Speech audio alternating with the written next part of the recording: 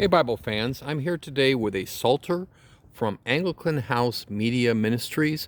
This is one of the conservative Anglican churches in America which are aligned with the African bishops. They are not a part of the Episcopal Church, but they have produced a number of pieces of literature, and one of them is the New Coverdale Psalter. And the New Coverdale Coverdale, everyone knows that translation. The New Coverdale was a revision of the traditional Coverdale, which is a pre-King James Version English translation, the period of the late 50s, early 60s, by such writers as C.S. Lewis and T.S. Eliot and others in the Church of England. And it stays very true to the structure of the Coverdale, but with some modernization in words. And it's quite a nice, I've used it for several days, quite a nice version. First of all, this is a product that was produced in Jongbloed. We all know it, in the Netherlands. And it's a goatskin. It's a paste down liner, which is, we have comments to come up on that. I got the chance to speak to the project manager, Father Ben Jeffries, the rector at Good Shepherd in Alabama, who is a part of this group. Ask a number of questions about that's not provided with the Psalter itself. And this is the second book I've gotten from this ministry. The first one was their Book of Common Prayer 2019. I have a synthetic copy. They also have it in a split calf, also from Jongbloed. So here we go.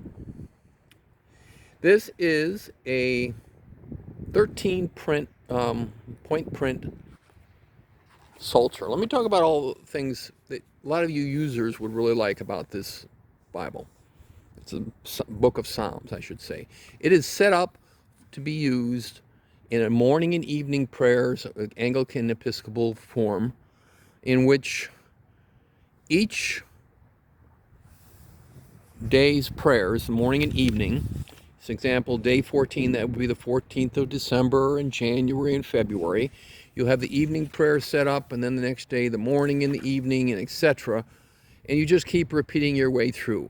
Each psalm has its own separate page. There's no breaking it up. So it's very, very easy to find out. You know the date. You know you're in the morning prayer. Bingo. Day 17. You start where you start. And it makes it a very simple version to use. Much easier than working your way through with a chart, which is your other option, because they don't follow the exact sequence of the Psalms, etc. You know, like start with 1 and work the way all the way to 150. You can see the layout. It has a lot of breathing, a lot of space around it. There's a lot to love about this. They did not pay to have T. Krug in Denmark do the layout. They did it themselves. It's not line matched. But it really doesn't matter a lot, because they put it on 60 GSM thin paper, and you don't have much bleed through on this. You can see right now how nice it is.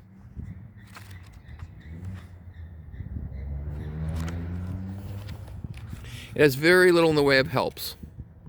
It shows you the cycle, and again, has a few selections for special occasions. At the beginning, it gives the history of the New Coverdale Psalms, a translation, and the original Coverdale and why they selected it. That's about it. This is not a Bible or Psalms that's rich in any assistance other than that. It has a single 7mm gold ribbon. And I believe it's probably a Beresford. It's a very nice ribbon, adequately long. It's art gilded, very nice, on 60 GSM paper. It is goatskin, as I mentioned. He mentioned it's a Parin, P-A-R-I-N type goatskin. The gold lettering is imprinted into it, means it's stamped and the gold put on it. So it's going to be there for good. You're going to get a lot of wear out of this, and people that use a Psalter twice a day as part of their devotions, are going to get a lot of use out of a Psalter. It's not a light used book. This is something they would use constantly. And for Episcopalians and Anglicans and others who use the Psalms a lot, a large 13-point print Psalms is a very nice thing to have. And this is, I'd say it's very competitive with modern versions with a more classic King James type-ish feel to it. Rhythm, if you like that type of rhythm, but with a more modern understanding in terms of the vocabulary. So you get the best of both worlds. They only made 1,000 of this in the first run, by the way, and they're going to do a couple improvements later on.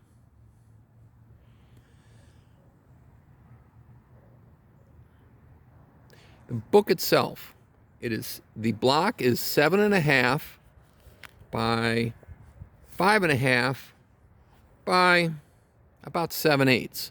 Now, it has a 1/4-inch yap, which is quite generous on a book this small. It has a lot of protection for the gilting.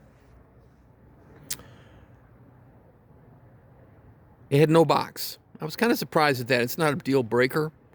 It's an $80 book. But you understand, they're doing a small quantity runs, so they're not making a ton of money. If this was a 10,000 run, they would get a cheaper price, and they're not doing that large of a run. So you have to take that kind of into account. Now let's talk about probably the one problem that they're going to fix in the future. They chose to put a paper liner in this. And you can see it's nice paper. But I think paper liner, I think $20 Bible. We know what's going to happen. It's going to split right here. It was a mistake. I spoke to Father Jeffries, and he agrees their next 1,000 copy print, they'll switch to a synthetic liner. And that will give it a lot more durability. So I probably would recommend to you, wait a year, let them run through their first 1,000, and then when you order it, make sure you get one with a synthetic copy liner. It probably only meant $2 or $3 difference on their end to order that. I'm going to do a do-it-yourself in January and put in a synthetic liner from a rebinder, take a shot at it myself, and worst case, I'll send it away to have somebody do it. I like this book a lot. It's high quality in every other regard.